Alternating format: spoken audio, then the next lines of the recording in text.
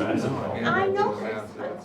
Like my grandfather and grandmother had one of the vehicles, which was beautiful, except he had to go all the way through Florida too, which added another 45 hours. By the time he got down home. I think I'm blown to my destination. My entire life, whereas otherwise I'm driving Dr. Rand doesn't allow that. everywhere because I want to stop and see the sights. Brian, ready? Good evening. I would like to thank everyone for coming this evening. This is a special meeting, October 25th. And roll call, everyone is here except Judy, and have not heard from her, so I expect her momentarily. I need a motion to approve the agenda this evening. So moved. Second. All in favor, say aye. Aye. Thank you. I just have one public comment, unless somebody turned them into somebody else. I think she's got like. Let me just get Oh. She's still.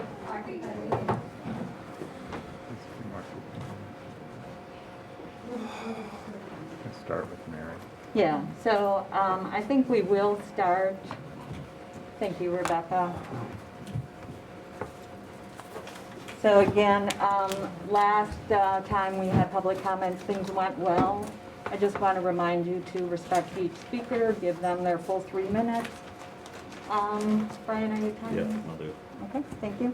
Starting with Mary Heinbecker. Hi, I'm Mary Heinbecker, and I just want to talk about being in support of a new DEI committee, and actually even to go a little bit further and make sure that when you're doing this, that you have somebody that the students know that they can talk to in the school. Because that was one of the issues I had with my children, was I called but nobody cared, or, and that was 16 years ago. So, and it seems to be there's still nobody that people know who to talk to, who would listen to what their concerns are. You shouldn't have to have somebody say, we're aware of this, but there's nothing we can do. The person should say, okay, thank you, what can we do to help you, to make you sure you're feeling safe and everything else. Thank you. Thank you, Mary. Robert McPherson.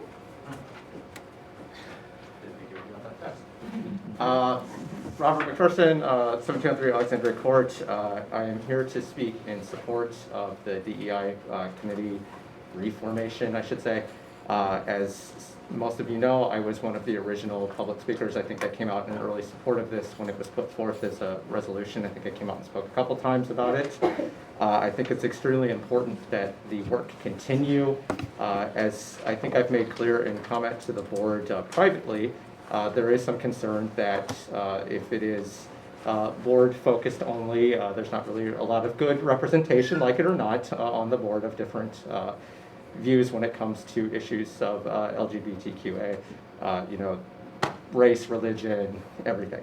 So that's not an insult to the board by any means. It's just an acknowledgement that there are limitations. Even in the professional world, when we want to get different viewpoints, we bring in different viewpoints. We go look for them. One of the other things that I would say that is also important about this, we obviously still need to include students in the process. It's very important. We need to have parents that are involved as well.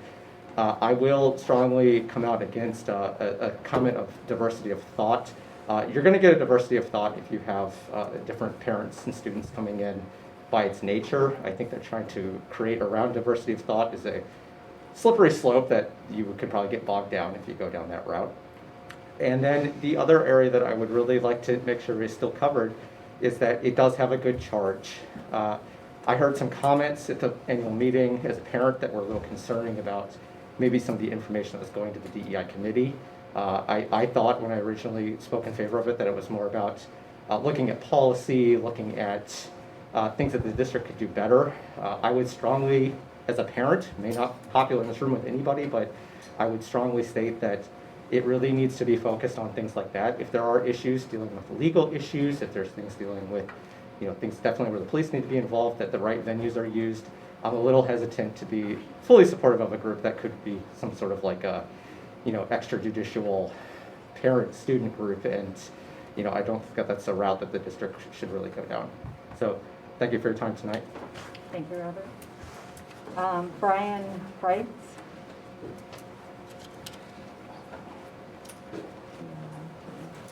Hi, my name is Brian Kreitz. I'm a parent of a 3rd and 5th grader here, and I'm just here to speak in support of the DEI Standing Committee, and hopefully it'll get reestablished. I think biases, whether intentional or not, can occur when there's the status quo, and by having committee, exclusions can be addressed in a transparent and honest way throughout the community.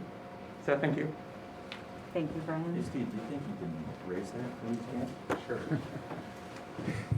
Stephanie Burns.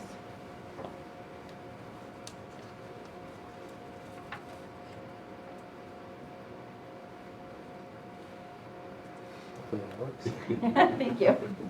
Hi, I'm Stephanie Burns. I just came out tonight to also speak on behalf of support for a standing DEI committee. Having a safe and accepting atmosphere is very critical to our students' ability to learn. Also, it is important that the committee have direct community representatives, including students, just to get a good, well-rounded diversity of thought, for lack of a better term. I think that we do need to be careful on the selection of the members of the committee, and make sure that they are all dedicated to the charge that the committee has been ordered to execute on, because without that commitment, it's going to be very difficult to fulfill the charge for the committee. Thank you. Thank you, Stephanie. Greg Guns. Hello, Greg Gens, 2 daughters in the school. I don't really know how anybody can talk against diversity of thought on a representative committee. I guess I kind of get it. The September 21st DEI meeting, when several parents came up and spoke about differing opinions than many of the DEI committee previous had, those opinions were branded as hate. They even went so far to suggest that there should be police presence at future meetings. That I think came about because of a singularity of ideological thought. So, you're not going to make everybody happy. At the October 18th annual meeting, I had said in my previous meeting, wait until you disagree, see how you're branded. And I think we saw how you're branded. You're creating an unsafe environment, according to people who were supporting the previous DEI committee. There were only other people, excluding you, that knew what was going on within the school.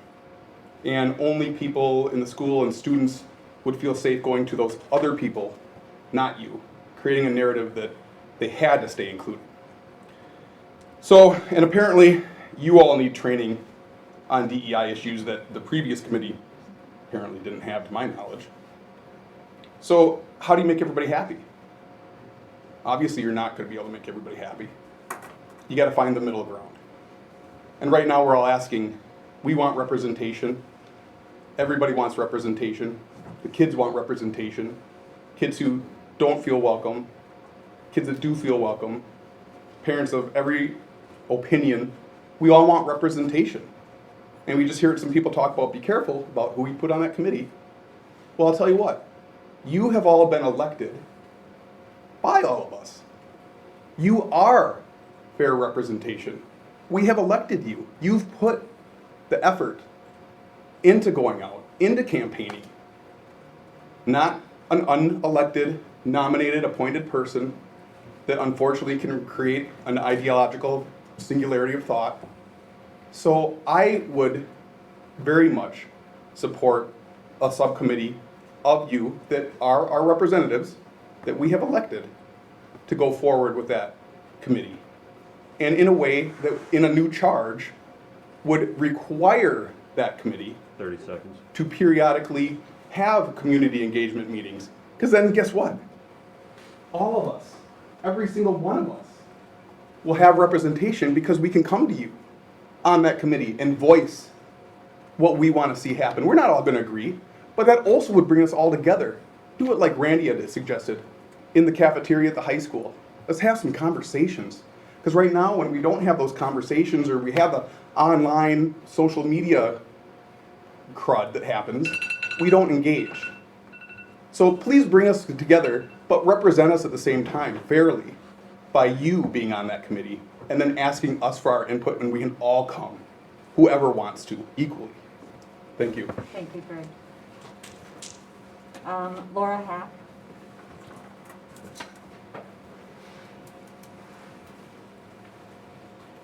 Hello, everybody. My name is Laura Hack, and I apologize I don't have anything prepared because I came 20 minutes prior. So I want to just voice my opinion as far as having a collaborative approach. I want to second what Greg had said. Having community involvement and collaboration throughout the community is the way that this should be formed. We elected you, we trust you, and we will continue to trust you as long as you help lead our community. If you allow an ad hoc temporary committee to continue, it kind of is saying that the policies and the procedures and the responsibility of the current Board of Education are kind of being tossed out the window. I respect the people that have been on this committee for however 19 months I think it's been, but I think it's time for a change. And with that, I want to say that trust is key, making sure that we have voices in the community, to Greg's point, that represent every person's point of view. Students, teachers, staff members, community members, the bus drivers. I mean, everybody matters here. It's not just you guys, it's not just you guys, it's not just us guys. It's all of us. And instead of tearing us apart as a community and having sides, let's work together. This is what diversity, equity, inclusion, and equality is all about, right? Who's gonna disagree with that?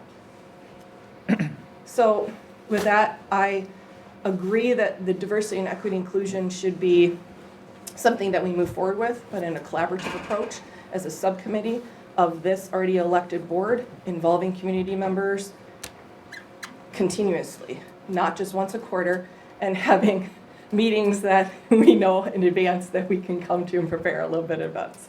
So, thank you. Thank you. Diane Treese-Russ.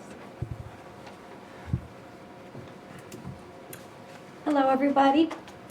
I am going to talk a little bit about scope. At past board discussions, I've heard members of the board note that you'd like to present a more focused charge for an EDI-related standing committee. And I look forward to hearing more about what you are thinking in your discussion later. I hope you'll create a charge that incorporates the findings of the ad hoc committee, and I hope that you will include representation. Just like any other committee of the school board, there's always public comment, and people are always welcome to give public comment.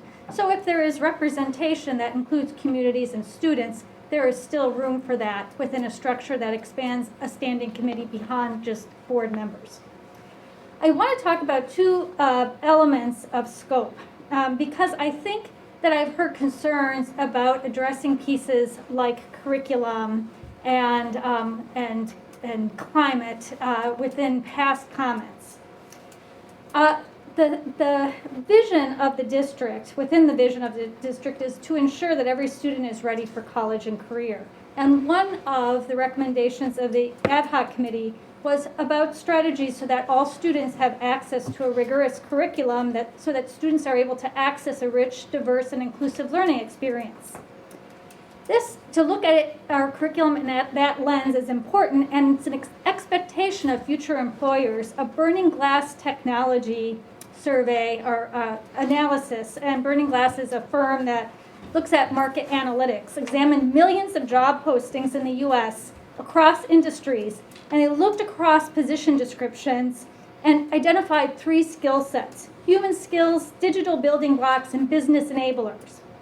Of the top 3 skill bundles, human skills was identified as needing to be in more positions of postings than any other. And that includes communication, critical thinking, collaboration, analytical, and creativity. The ability to communicate appeared more than 3 times more than any other element across these millions of job postings. Georgetown University also triangulated some data from occupational data as well as CEO and interviews with human resource managers, and they also identified communication, 30 seconds. and these types of skill buildings and analytical and problem solving. So what does this mean for the children that we're trying to serve? We need to have curricula that helps kids see, hear, and practice from a frame of reference other than their own, to ensure that they can see themselves in disciplines and career pathways, and they have access to learning opportunities so they can pursue those pathways. And they also need an environment where they feel like they have the ability to express themselves, and they do not have to deal with these overt and covert aspects of discrimination that we know from learning science does take up quite a lot of bandwidth in cognitively in space. And so we're putting students at a disadvantage when we expect everyone to perform equally, but we're not dealing with aspects of discrimination. Thanks so much. Thank you, Diane. Lindy Schwartz. Lindy Schwartz, 1417 Tierney Drive. I wanted to thank the board for including the DEI committee on the agenda tonight.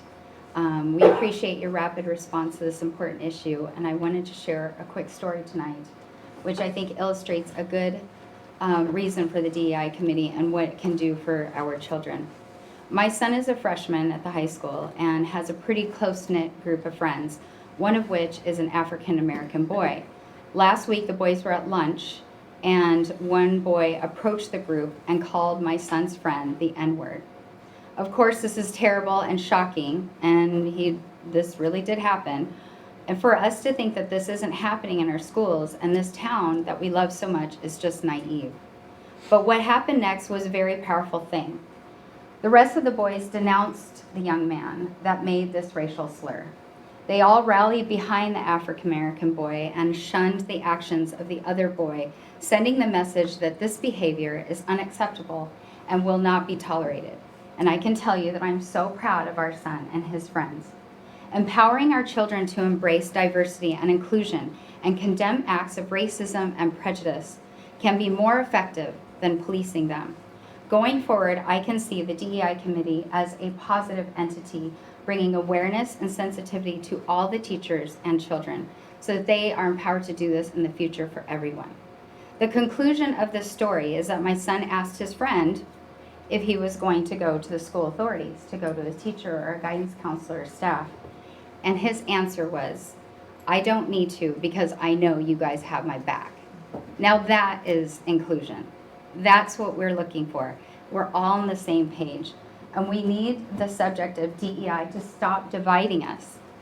We need to stop the negativity, the them, the us, the you, and we need to work together if we're going to have a unified community. Thank you. Thank you, Lindsay. Gabrielle Stanley. Hi, I'm Gabrielle Stanley, and I have a son that's a sophomore in the high school. So I feel like the DEI committee, I think all of us want a committee that helps with DEI, but the problem is that there was, it wasn't just focused on that, it was bleeding into creating the negativity also and reaching too far where it was more like CRT. And having that such a large scope for a committee of volunteers that aren't educated on many aspects of like assessing children, being able to get them the correct resources, like having a committee that children come to. If they're reporting something that's possibly illegal, offensive, dangerous, those volunteers aren't trained in assessment, reporting, recording, and you want to teach children to be more comfortable with their present environment where they're at, their teachers, their counselors, the nurse, the principal. And so they could use those resources that are already implemented. To add on another resource says to the children, what we have isn't safe enough for you. Where, if anything, it should be just more training on the people that are in their environment to provide those supports and to communicate it. And I think that's where a committee should come together, like a board of maybe you just, whoever has a complaint or has an issue that has come to those people that are within the school environment, send it to the board and those are discussed so that way there could be changes and saying like, okay, we found out there's an incident, how do we handle it together? And that way it's not on one person, but it's a team of people like you guys that have experience and have been voted in to make changes. So, but I think we do need a bridging of the community coming together, because nobody's against it. It's just how you're gonna do it, because we just don't want our family values. We don't want to be that, being American, being Christian, you know, or having just a mom and dad, like the things that are already there in the community, that those are bad if it's not, we pay attention to the smaller subsets. But I think everybody wants to have a healthy community. And I think as kids are growing up, they need that guidance, but it needs to be within the community of where they're already at. Because have to reach out to another community just basically says what's present isn't working. But I think they could build on what's already there. So thanks for your time. Thank you, Gabrielle. Thank you all that spoke, and thank you all for coming and being part of this larger discussion as we move this forward. Moving on to our agenda, prior to that topic, we have a budget approval and tax levy approval. And Steve, I'll turn that over to you, I believe. Thank you, Joan. I really appreciate that, and thank you to the board members. We're nearing the end of the process. I appreciate your time at the annual meeting last week, and then scheduling the special board meeting to finalize the budget process for this year. I would like about 10 minutes of your time just to cover a couple topics. One of them is just some of the highlights of this budget process. I do want to identify some challenges that we're facing as an organization. I want to give the board members some things to think about that we're going to be discussing over the next couple of months. I do want to show you some information on the tax levy. The tax levy in and of itself is always one of the most complicated pieces of school finance. And then I certainly want to take any questions or concerns that any board members have this evening. So to begin with, some of the highlights of this budget process really relate to the additional investment that the district has made in instructional programs. That comes in a couple of different ways. Certainly the investment in classroom teachers to keep our goal of having our class size at or below the school board policy was a critical aspect in developing this budget. Another major investment in instructional resources were the additions to programs like math interventionists, reading interventionists, guidance at the high school, English language learner, special education, paraeducator, psychology time. There were a number of investments that the district made, all designed to improve opportunities for students.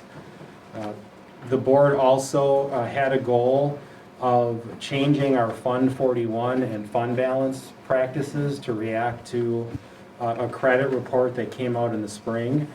So as a reminder, we'll be spending down the capital projects fund over the next couple of years, while we have a goal of increasing our Fund 10 fund balance. One of the things that we did in this budget is we maximized the use of federal and state resources. A couple of examples of that. One of them is our district pursued the option for in-person hours through the federal stimulus program known as ESSER 2. There were a lot of individuals who put time into collecting that data, collating that data, getting that data off to the state. That resulted in our district almost receiving twice the amount of ESSER 2 funds we originally thought we were going to receive. Another example of that is Tiffany, who you've seen at meetings talking about some special ed positions, putting in requests for transfer service funds from the state of Wisconsin. Chris Mann doing the same thing for English language learners. So we've done everything we can to maximize the various federal and state resources available to us as a district. And then the last major highlight is really the board's common goal of a tax rate consistency across fiscal years, and looking at debt service defeasance, which really is a long-term benefit to the community of paying down debt that the community has already approved anyways, and reducing future interest costs and future costs to taxpayers. So those are a few of the highlights of this year's budget process. One major challenge that we're going to have to work on as we move forward is this budget is balanced with short-term revenues included. As you all know, the state budget process resulted in a $0 increase in the state's long-term funding model, which is called the revenue cap system. So in this budget, there is a special per pupil aid that the governor approved when he vetoed the budget this past summer. That's a one-time source of revenue. We have ESSER 2 funds, and I'll talk about ESSER 3 funds in a minute. So that's a one-time source of federal funds. And then also we are utilizing the operational referendum that was approved by the community for the last school year, last fiscal year. So we have some short-term revenues that we're using in this year's budget that in the long term, we have to look for solutions to those short-term revenue sources. A couple things as board members for you to be thinking about. One of them is whether or not our district wants to make the contribution this year into our Fund 73, which is our post-employment benefit trust fund. Our trust fund is in excellent shape based on well over a decade of the board's commitment to funding post-employment benefits in advance of when teachers retire and other staff in the district retire. It is not a requirement every year to pay into that fund. We have about $550,000 budgeted to pay into that fund this year. The board may want to consider saving those funds in Fund 10 to just see how the next year ends up playing itself out. That's something to think about. Something else to think about is the ESSER 3 or the third round of federal funding. I do have confirmed in writing from the DPI that we can delay the use of those funds to the 22-23 fiscal year. There are a few steps that we would have to take this fiscal year, some procedural steps regarding getting the application process moving. There are public input pieces to ESSER 3, so we'd have to make sure we take all the proper steps. But as a board, you do have the ability to hold off on ESSER 3 to the next fiscal year. That may be something we would want to consider doing. Hey Steve, quick question Yep. on ESSER 3, how much is that? So we don't have the final amount yet, but it's going to be approximately, let's say, $600,000. Similar to ESSER 2, the state has said that they may also have some funds remaining for in-person instruction hours for ESSER 3 as well. And the last thing I would ask the board members to think about is really planning for 22-23. Jack talked last week at the annual meeting about the budget committee looking for a 3-year plan. As administrators, our goal is to bring a planning process forward that meets your expectations and includes information for the next 3 years. But as board members, you're going to be faced with the planning process as a challenge and how that may connect to a November 2022 referendum. So we want to just continue with that theme of planning. With the tax levy, I'm going to ask Rebecca to bring up the first document there underneath the tax levy. If you want to scroll down a little bit. Oh, there we go. Thank you, Rebecca. And there's one thing I always like to point out to board members at this time of year. And this is another reason why, as board members, the topic of tax rate consistency makes sense. I want to point to you to the city of Middleton taxing area. So if you start at the far left, you will see the city of Middleton. In the past, when Randy and I, were working here 10, 15 years ago, the city of Middleton, the property value was 0. So we did not have any property in the city of Middleton until the Bishop's Bay development started. So the value in the city of Middleton is now $151,998,000, or 4.42% of the district. Every year that percentage keeps changing as more and more properties are being developed in the Bishop's Bay neighborhood. That then means the percentage of the tax levy that is being directed to the city of Middleton continues to be a larger portion of the district's overall tax levy. So if you see that percentage difference of 11.46, that's not what the board is approving overall as a property tax levy, but each municipality has a different impact based on that municipality's percentage of the grand total in the district. So as the city of Middleton continues to increase in property values, more of a share of the property taxes are allocated towards the city of Middleton. Now, of course, there's additional property there, right? There's new homes coming on the tax rolls. But this is one of the most confusing things about school finance, because folks might read in the paper that the board has approved a tax rate of $10.89, which matches last year's tax rate of $10.89. That doesn't mean that every single property throughout the Waunakee Community School District has the same tax impact. It doesn't happen that way. As an example, you can see right above the city of Middleton, you see the city of Madison line. We have property in the city of Madison primarily around the Cherokee Creek Country Club. The city of Madison portion of our Waunakee Community School District is not growing. It's not increasing. There's not property being developed, basically. So the city of Madison portion's getting smaller. So you see, even though we're approving tax rate consistency, in the city of Madison, our property tax levy is dropping by $12,560, which is the dollar difference, or 1.34%. So if you're a city of Madison resident in the Waunakee School District, you might read in the Tribune, oh, my tax rate's staying at $10.89 is not changing.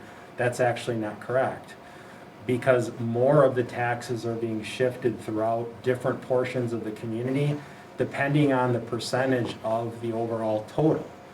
So it's just important to keep in mind what you see on the screen as far as the percentage of the value and how the taxes are allocated is certainly not something as board members you can control at all. Taxes shift from one year to the next, and it's just a natural occurrence of the school finance system. But it's important to understand that, because someday you might have someone from Cherokee Country Club who lives there saying, I thought my taxes were going to go up, or I thought they were going to go down. What happened? All you can do is share with folks is that you approved a consistent tax rate, but beyond that, the way it's distributed across all of the municipalities really truly varies from one year to the next.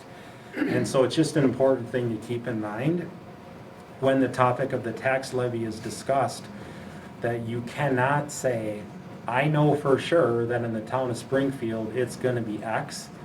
Because of the moving parts between all of our municipalities, it just doesn't work that way. We approve a tax rate and tax dollar amount that is then divided and distributed across the entire Waunakee Community School District. And the impact is really what you see on the screen here today. So it's just important to keep that in mind. And then finally, there were a number of documents that we did attach. Brian, thanks for calling my attention to a couple of typos we had to fix. I did have Joan's term ending 1 year earlier than it did, so we had to get that straight. Oh, I saw that. I thought you wanted to get rid of it. No, that wasn't on purpose. So we had a couple things. We did make the changes, and thanks for pointing that out. And so there were a number of documents that were included. If you want Rebecca to bring any of them up, we're happy to do it. If you have any questions, we're happy to do it. The memo does include on the second page, Rebecca, maybe you might want to bring that up, what the tax levy and budget resolution would be. If you go to the second page of that, Rebecca, thank you for making it a little bit bigger. A tax levy and budget resolution needs to be adopted by the school board, incorporating all of the changes that are referenced in the documents. The tax levy resolution is for $37,434,390, and then the district budget is $76,348,805. If that's approved tonight by the board, I would ask Judy, if you're willing to, sometime this week, if you could come in and see Kelsey in my office. We do have the forms ready. They have to be certified and signed by a notary and then distributed out to the municipal clerk. So if you have a moment, we would appreciate that sometime this week. The board does have to take an action by November 1st. We then have to get the clerk certification out by November 10th. So I appreciate you giving me a few minutes to kind of go over that at a high level. If there's any questions, we're happy to jump into them. We've got the documents that we can bring up. So you need a motion for the tax levy, and it's that tax levy and budget resolution. Is there a specific wording that you want? Rebecca, would you mind bringing that back up, the memo? If you could just look at those dollar amounts right there, that would be perfect. Make the motion for tax levy budget resolution adopted by the school board incorporating all of the above changes. The tax levy resolution is for tax of $37,434,390, and the budget resolution is for 76,348,805. Second. Any discussion, any questions for Steve? You always do such a great job. Even I understand it. when you do these. All in favor, say aye. Aye. Opposed? Thank you. So we have just a couple other items on the agenda tonight. One is an HR consideration. I don't know. Are you going to take that, Randy? Yep, I'll take that. This is a piece that's been in front of the HR committee for 2 different meetings. It's really prompted by, at the previous board meeting, you acted on the retirement of LaDonna Radel, who is a longtime employee of our district, and the last part of her career has been spent in Steve's office as kind of a budgetary assistant to Steve. Part of our long-term vision for Steve's department and the department of our business department is, as we have some shifts in individuals, to assess how we can improve our services that we provide. As you can see, our budget continues to grow. And when you kind of look at it, the best way to describe what we're looking at is not adding any additional bodies to the business office, but really taking LaDonna's position that she'll be leaving when she retires and enhancing it to a director of business services. The best way to equate that is, think of it as, when you can see the size of where our budget is, the one person in our district who has all of the budgetary knowledge as far as, from an accounting perspective of school finance, all the woofer account codes, etc., is Steve. He's got folks in his department that can certainly pay the bills, bring in dollars, etc., but as far as how those funds actually work from a legal perspective, we have one person in our organization who can really do that, and that is Steve.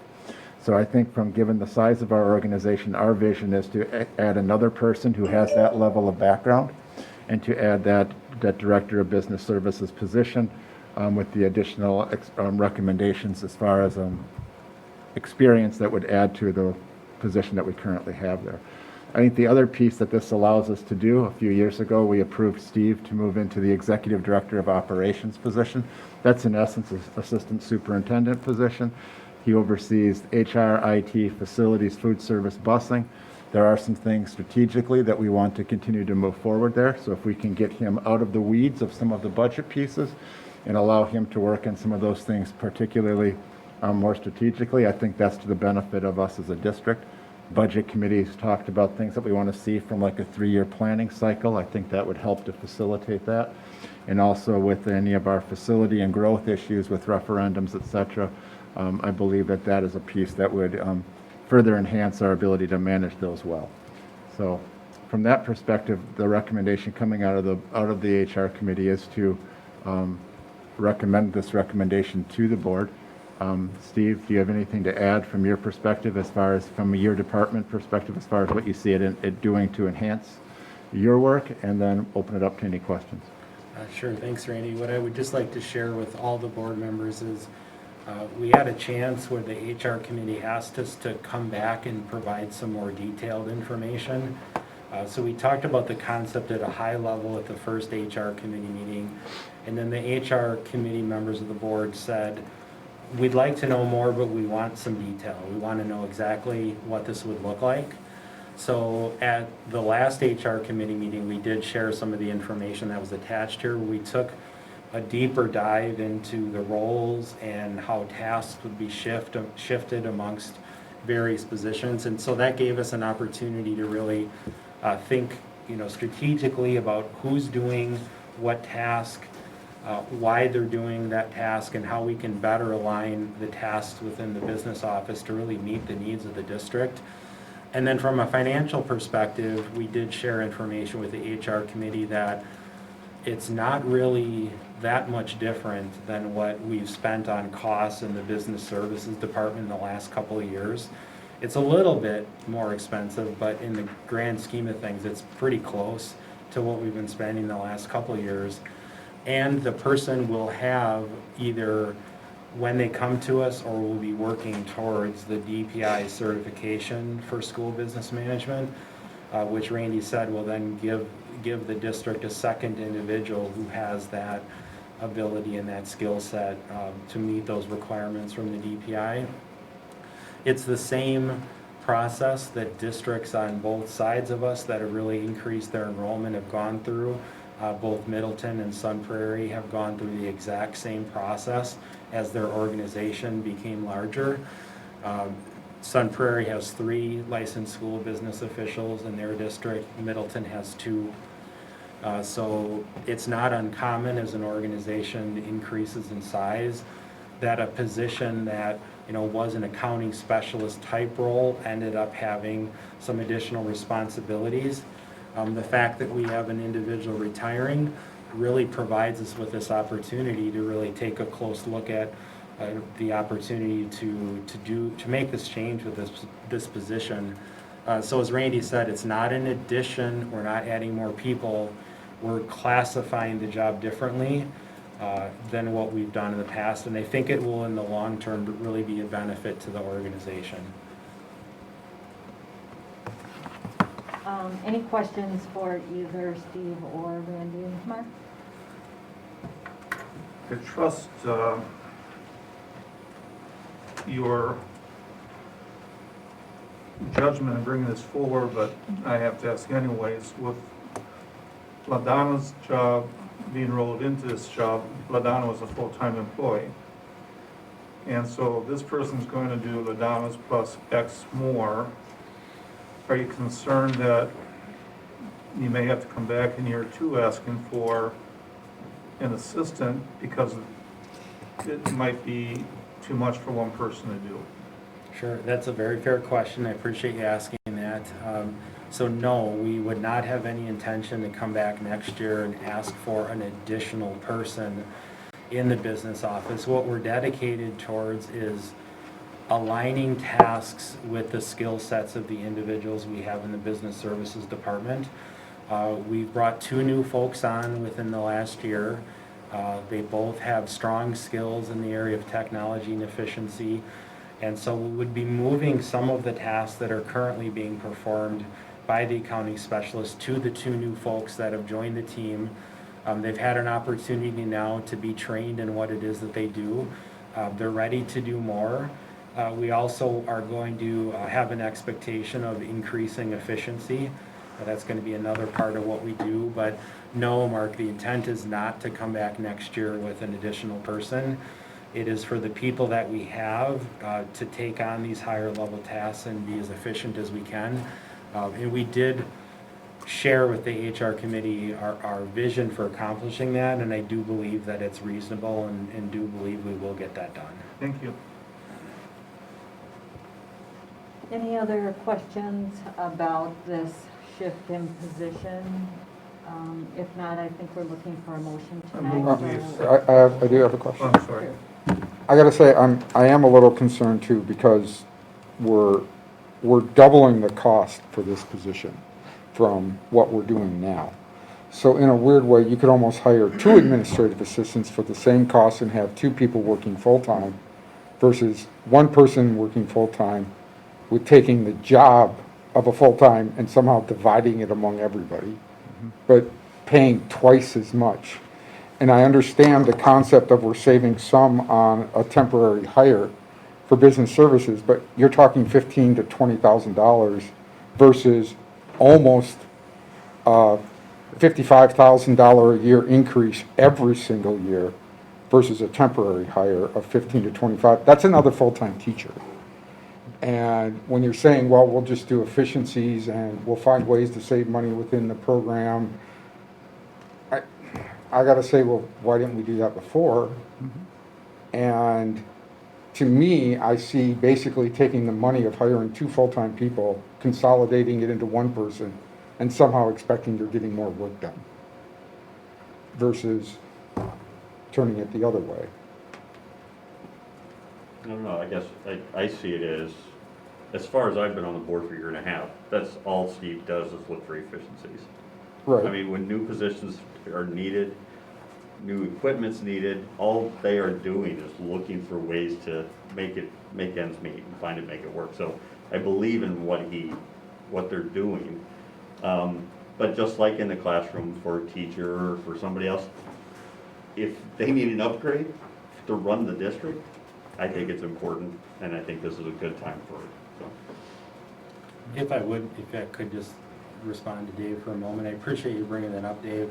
So one of the things I did talk about at the HR committee that I think is a very important factor to think about is with another individual who has the licensing and the background and training, we're going to be able to go even further with efficiencies. And the example I gave at the HR committee meeting is we've learned a lot about transportation in the last couple of years due to COVID and how the community has responded. In the past, everyone who's been eligible to ride a bus, we routed that person, and we had significantly more bus routes than we did last year and than we do this year. And as a result of that, we've taken a much different approach to transportation, and we can continue to do that. So our goal isn't to look for added expense at all. Our goal is to continue to dig deeper into existing expenditures like transportation. We want to take the transportation savings that we've had last year and this year and figure out a way to make them become permanent. We want to take the savings and some of the other things that we put in place in the last couple of years, like our payment to the Fund 73 Employee Trust Fund, and we want to seek permanent savings. So when we have more resources, this is a unique area in that an additional investment, like you are referencing, has the potential to pay back dividends because there's a lot of things that we can continue to do. When I'm doing the dual role, let's say of executive director and director of business services, I am limited to some degree in both. So I can tackle efficiencies. I do seek to do it. It's something I enjoy, but I'm limited by how much of it I can do. And there are plenty of opportunities in a budget the size of ours that with additional eyes on it and additional work towards it, we can keep bringing those forward. So I would not expect at all to spend an additional $30,000, $40,000, $50,000. In fact, I will be disappointed if we don't bring significantly more than that in ideas for efficiency each year. That's been our goal, and we want it to continue to be our goal. I think we've done that successfully in areas like utilities, copy work, and a variety of other things that the board has been engaged in the past, and we want to do more of that. So I look at it more of an investment that I think can pay back dividends than necessarily an additional cost. And I think we, if given the opportunity, it would be our goal to show you all that. And I would agree. I mean, just looking at it kind of from a practical standpoint, the last 3 months, Steve has been preparing for tonight. I mean, that's generally what he's been doing, going line by line through the budget with Ladonna to make sure everything is correct. That's at a time when we are at, we have some challenges with just getting school started, limited bus drivers, all the different pieces that go with kind of the operating the organization. And it takes away from some of the things that we want Steve to be kind of focusing on, and having somebody who can do a lot of the preparations for the work that goes into preparing for the annual meeting, which is a multi-month process, and being able to do that on a yearly basis, I think is going to improve what we're able to do. So that's why we're bringing this piece forward. Ready for a motion? Yeah, I'm ready for a motion. I'd like to move that we accept this proposal. Like Brian said, Steve's just done a phenomenal job. As long as there's no new, he presented things to the board that made sense and enhanced our district. I trust this is another good one. I'll second that. Any other questions or comments? All in favor, say aye. Aye. Opposed? Thank you. Thank you, everybody. The last item on the agenda is more of a discussion into the reforming our DEI committee, and I asked that this be here. 2 weeks ago, I asked board members to contact me if they were interested in being on this committee, and I spoke to everybody that contacted me, and through kind of discussion, Jack and Mark and I are going to be the board members that lead that charge. Randy is going to be on that committee, and Jim? I'll assign that yet. Okay. And one other Possibly. administrator yet to be assigned. And instead of, because we had this meeting tonight, I just thought we might have an opportunity to have a board discussion before the 3 of us or 5 of us, including the administrators, go off and create and, find the charge and the membership and the application and all the things that we want to talk about, and bring that back at the earliest possible meeting. I want this to move along, but to move along well and right. I don't want to rush it. We had the opportunity tonight, so I took it. And what I want tonight is really just a discussion of the board members, so that when we meet, and I hope we can meet before our November meeting, that we have a better understanding of what the board members are thinking of. In terms of the committee itself, is it a standing committee or an ad hoc committee? Membership included in that. So, I kind of have a list of things, but I guess what I'd like to do is just start with those items. Is it a standing committee, or is it an ad hoc committee? Is it a blend? So you're looking at this as feedback to you, Mark and Jack, as you meet. Exactly. So that you have something to guide kind of your processes. is what you're Exactly, looking for. that we bring back to you. This at is the not next- setting the parameters No, at it's all. not setting anything, it's just getting So we board kind of get- feedback. So I just would like to know where everybody's kind of feel is right now as we move toward the charge and the membership and the type of committee that we bring back to you in a month. So, any thoughts on, is it a standing committee or an ad hoc committee or a blend? Do we have community members on all the time, or have a committee and just invite the community to share at each meeting? I don't. Yeah, I guess my thought would be, after reading through, again, our standing committees and our ad hoc committee definitions and charges, that this would be a standing committee and run similar to our other standing committees, following the policies that are put forth under our standing committees of the school board, policy 81 or 185. And being a standing committee, it's run just like this. We'll have public comments, people can sit out there. Obviously they can't ask questions and stuff as the meeting starts, but they'll have their comments, they'll have the agenda ahead of time and stuff like that. So I don't think we need a committee of 30 or 20. I think it can be smaller because it's in a situation like this where we have people listening, we have public comments. Looking for like, 12 or so. So you would include The community with- members, staff, students, parents actually on the committee? Yeah, an equal balance of that. I would say if there were, I don't want to put a limit on the number of students. I would like to see how many students step up and want to be on it. If there were 5, 6, 7, that's a good thing, right? But I don't think we need 5 staff and 5, community, or I don't think we need to make it so large where it's hard to handle as a group. But I think it should be a standing committee. But our policies are standing committees, and we either have ad hoc committee or standing committee. Is that correct, Randy?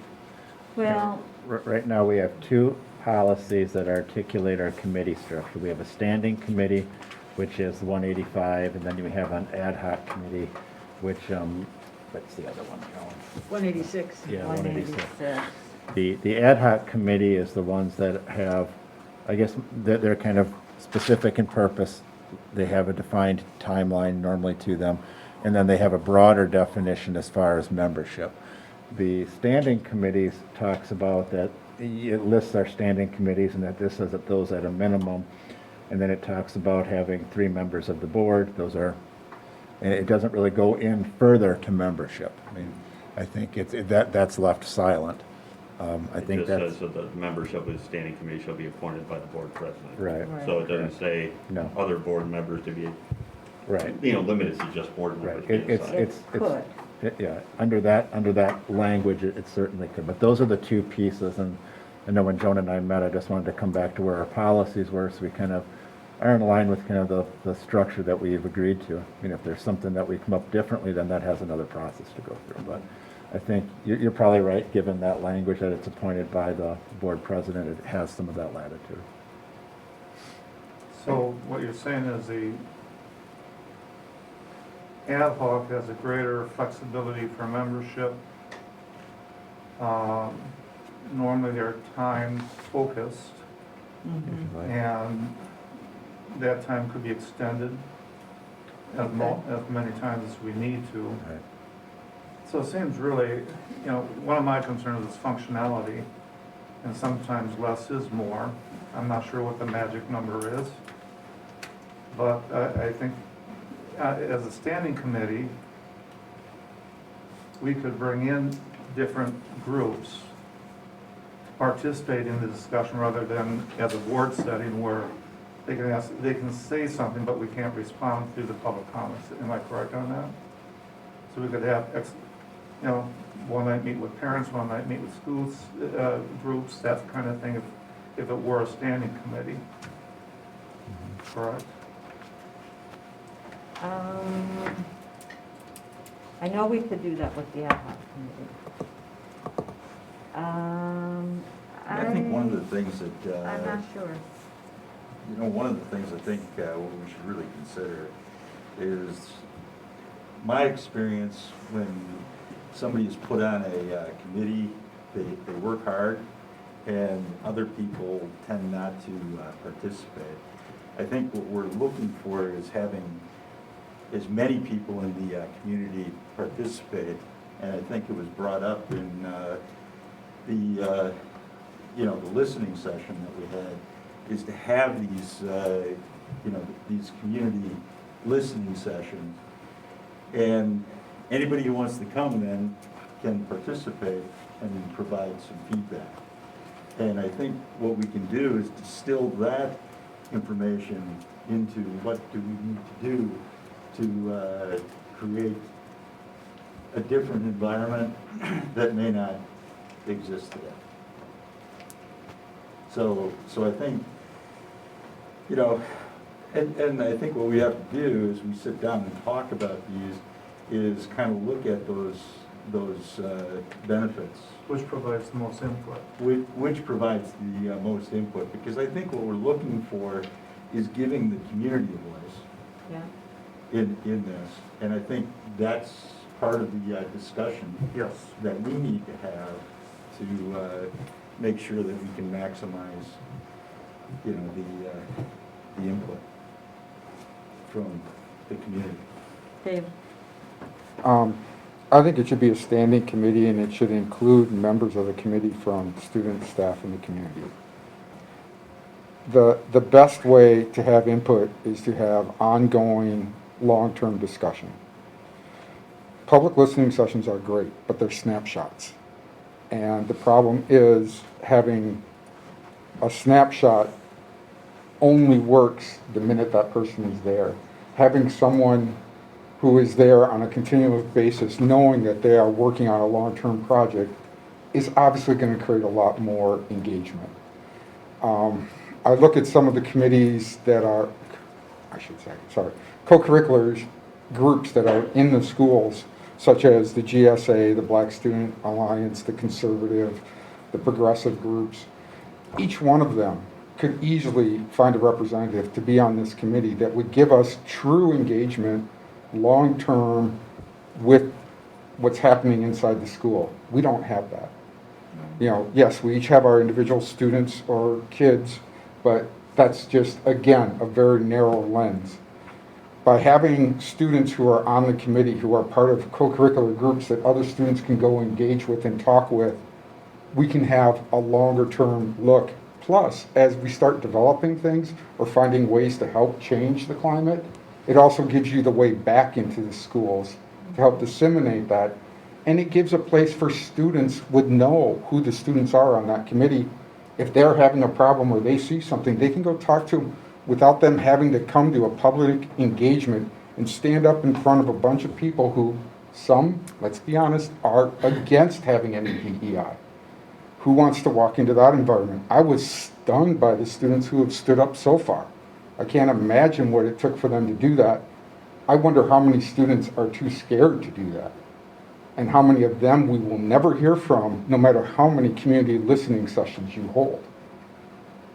This is a way that creates a real structure, a real ability for us to have that ongoing lens into the schools and for them to have a way to communicate with us that they know and can trust. Do you have a number in your brain, Dave, that you would like to see of each of these groups? I really think it's got to be student focused. I look at, when you look at the co-curricular lists and you look at the groups that are out there, there's probably 5 that I can think of off the top of my head. I'm sure our high school principals and associate principals could do better with that number. But that's the group that's the most important. And allowing those groups of the students who are really connected, like the BSU or the GSA, to sit there and actually pick a representative that you could then approve or whatever, I think that's critically important. That gives them the trust that they are really involved and really being given that ability. And, you know, part of the membership makeup may, you know, I'm not sure where our focus is going to be. We have the DEI, you know, report, and I know we want to go through that. We have a lot of student voice that we heard on the 27th. So if it's going to be a more student-focused for maybe this school year, I see that students might be our primary group on the, you know, around the table. You brought up an idea when you said the focus for this year. Maybe we're looking at a committee that lasers in on a topic or something for the year and not try to do everything. I still don't have my handle on what we expect the DEI to do. Is it a sounding board for kids who have real issues? How do, you know, that hasn't been very clear, and I know that's what you're going to kind of decide, but if that isn't clear from the beginning, I think we're going to be wobbling the whole time. Right, and I think that focus, you know, and that's kind of the next thing I'd like to think about as we talk about the membership is, do you have an idea of what our focus should be this year? But Ted, did you have something? Otherwise. Well, you're given the choice of having an ad hoc or a regular committee. We've just had the ad hoc committee. I don't understand why we would continue to have an ad hoc, right? And, you know, I see that, you know, the standing committee could have more membership on. The ad hoc is more of a definitive ending after a task. Right. So you're kind of thinking it would probably be a standing? Yeah, but in doing so, I think probably more of the questions that need to be answered. They hear a lot from, I hear things about safe space. There's a group of people that feel this is their safe space. I'm not sure how the committee itself provides that safe space. And I don't know how it could. Yeah, and I've heard that too. And it was never formed, that was never charged to be a safe Right. space. It was never a place for them to come, you know, whether they felt that way, I don't know how they got And they there, probably but. did, it was a way Right. for them to bring up Right. something. But it that's was, it important wasn't to a them, charge which that we makes- said. That makes total this would be- sense. I don't see how this committee could guarantee any sort of safe space sort of thing, or should be any part of that, but if they feel that's a way to express things, that's good. So, and I also said that, or I've heard that we should, you know, if you're not fully invested in this, you know, it needs to be like, you have to be invested in, and somehow that everyone sort of thinks the same way about that, and that's where you get these concerns of diversity of thought. Well, we all have opinions on stuff. If we don't share the same opinions, we have to have the ability to express that and not get into this group think that we all think in the same way. When I've gone to the different sessions on this, you can feel the tension in the air if you do not sort of subscribe to that same idea, and I don't know how to freely express your ideas in order to get that taken care of. So I think it's really important that exists in whatever the membership of the committee is. I don't think it need, you know, I get the point of what Dave's saying of, you know, you need to have people on the committee that are invested, but at the same time, it really is important to get everyone's, I mean, if someone might not be involved in this, all of a sudden they have this really important stuff and they need to be engaged in that, you know, like it's new to them. I think a simple answer, Brian, on, Ted, I'm sorry, that as to why it's not about having different ideas or different thoughts, but you would never pick someone to help draft the resolution for the next school referendum. You wouldn't pick someone to be on that, to help you draft it. If that person had said, I disagree with any new school, any new construction, or any new funding for the schools. Putting that person on that committee just means the committee's going to be spinning its wheels, having constant arguments as to whether it should even exist. That's the type of thing of saying diversity of thought should not go so far that it becomes, we're going to put people on the committee who disagree with the existence of the committee. Now, in that case, that argument happens here. Should the committee exist at all? That's the level for that discussion. That discussion level doesn't happen at the committee that's there to implement the concept when the discussion's about whether the concept should exist at all. That's where diversity of thought, that type of diversity of thought is not helpful for the committee. It's divisive, and it goes against even having the committee. That discussion happens at this level, not inside the committee. But I think I get that makes sense, but there are definitely, so if you're presented with a problem, there's multiple solutions on things, and it's important to get those different ideas. I think we fall into a trap of hearing one thing, and that's what groupthink is. We're all aligned on the same thing, and we start hearing it, and we feel that is the only solution. And that would be my only concern is you could have people that are invested in this that have those different opinions on how to come up with a solution. Well, when you saw the meetings of the DEI, it wasn't one idea. As Brian and I, who sat on it for the past year, can tell you. All right, Mark. I think Dave and Ted both make good points.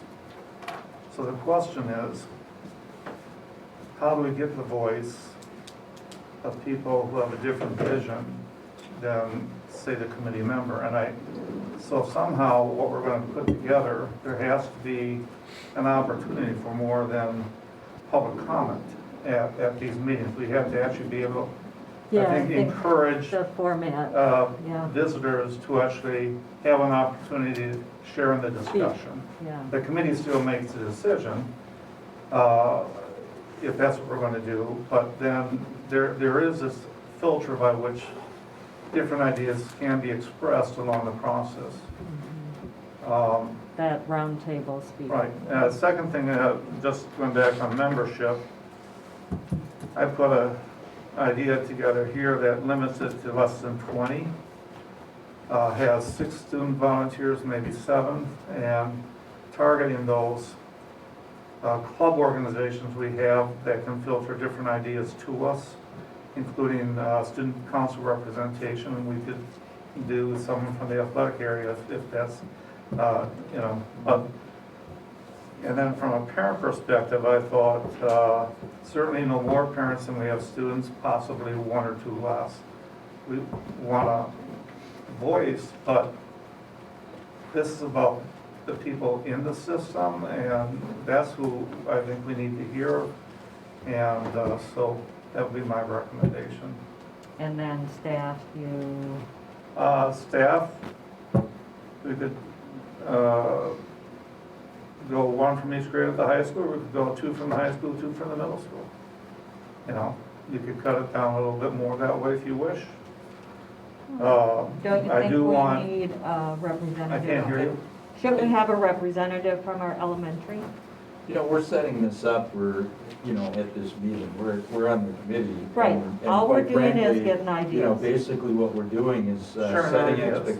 we're setting expectations, is really what we're doing. We're just getting ideas, Jeff. Judy? Well, I have a concern that when we're looking at a standing committee, which we all belong, the focus is very narrow. We delve into an area where we're responsible for. We hash it out, we come with ideas, and then we present it to the whole board. So this standing committee has no function other than to get ideas and to make recommendations. So it's not going to have any power, any different power than any other committee, and it still has to be voted on. Right. And I also worry that we have, not worry, but there's a concern that you have some restrictions when you meet like this. What you talk about, you have to be careful about student privacy or privacy altogether. And you have to give adequate notice and public notice and all the things that go with our committee meetings. So I think it's going to have more structure than maybe a lot of the people in the community realize. It's not going to be a listening session or a let's get busy and change this system. It's really a committee that reports to the board, right? Right. Yeah, I had some of those same concerns about student privacy and stuff like that too. I don't see the committee as they're going to bring their issues. I think they're going to work around issues. If there are issues, hopefully they're coming to the administration, that it's not on camera, it's not in front of a microphone. But if we have a subject that we're talking about, like a reporting tool that Joel and Tim had been worked on in the past, you know, that's a tool that their input is critical on how to report incidents within the school, so we can get it back to the administration. But I agree, I don't want it to be, and it shouldn't be, because it's on camera and it's recorded, a place where they share their incidents here. We want to work on to be able to discover those and what we're going to do about them and how we work with that and how we provide opportunities for all of our students and where we're missing things.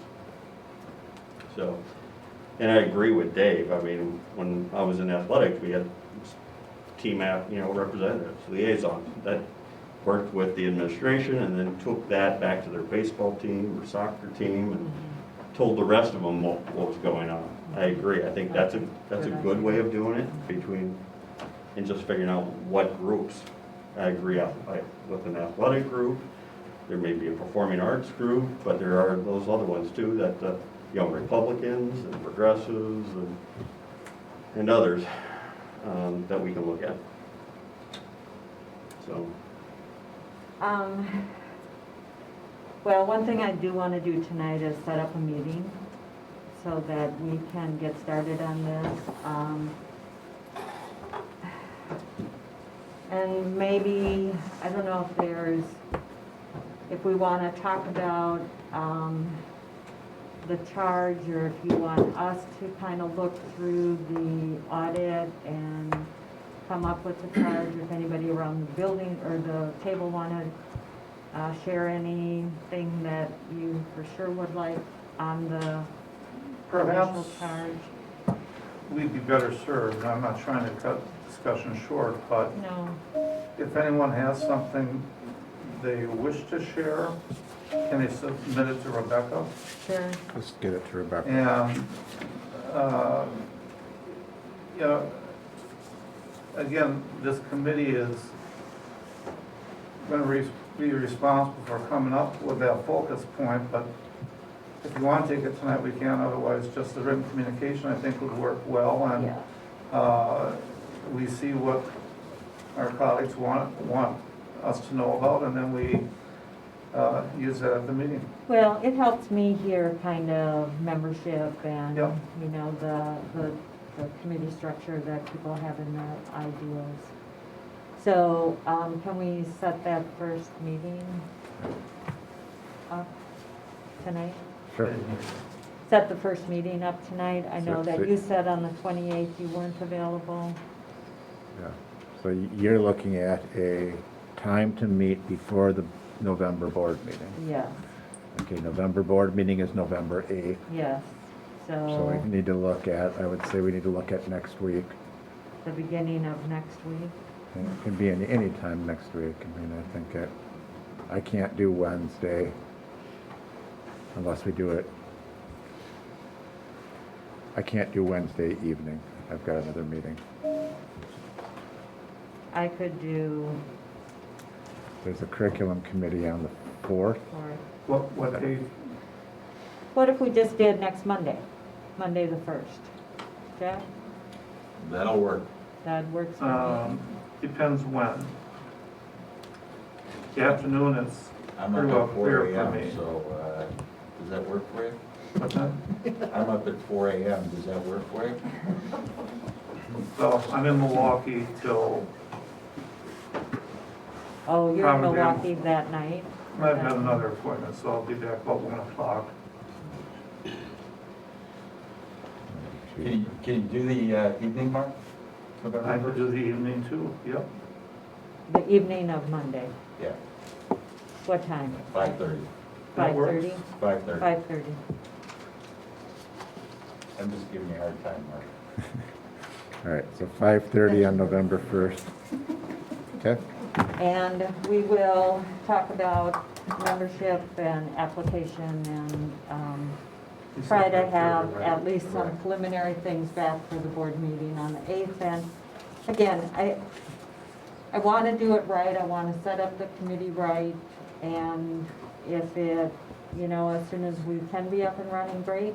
If it takes, you know, an additional meeting, it takes an additional meeting. Yeah, I think what I'm going to do is probably just post it similar to how we did tonight, which is discuss and consider school board member feedback on the establishment of a Board of Education Committee on Diversity, Equity, and Inclusion. I think that includes kind of the broad piece. It takes into the consideration the feedback that was received here, and then you can, from there, we can, that information moves forward. So we can do a similar type posting.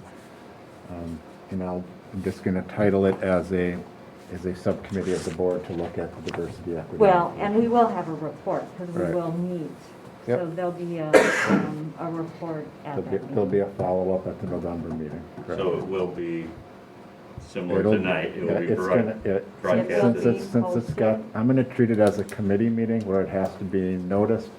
It'll be recorded just like this, and we'll have a report out piece under committees at the November board. I would add, if any of the rest of us have ideas for charges, to send them to Rebecca. Or to That way, well, that way they could get up on the screen. Right. So everyone can see some of the ideas of the rest of the board while you guys are discussing them, and it's not Well, hidden on a plus piece of paper Rebecca somewhere. could send them to us then, as a disseminator Right, of letters received. Right. And just like she does from the public. right. Thing Yes. is, it's difficult for us to communicate back and Yeah. forth. So I've had a few questions, just let me kind of clarify. I've had a few questions on like, what kind of communication's allowed by board members? I mean, as far as that kind of gets out of the realm of the public. Anything that the board would share as far as that type of feedback that Rebecca collects, as long as it's not a back and forth dialogue, it does not constitute any sort of action of the board or break anything with regards to the open meetings law. Particularly with it being a piece of like feedback that then's going to come back to the committee that we do transparently. That's not any different than how we get feedback on things like when the board does their annual review. I mean, it's very similar to that. So that feedback as far as going one directional is acceptable, and that way if someone has a thought afterwards, just send it to Rebecca and we'll make sure we include it as part of that discussion.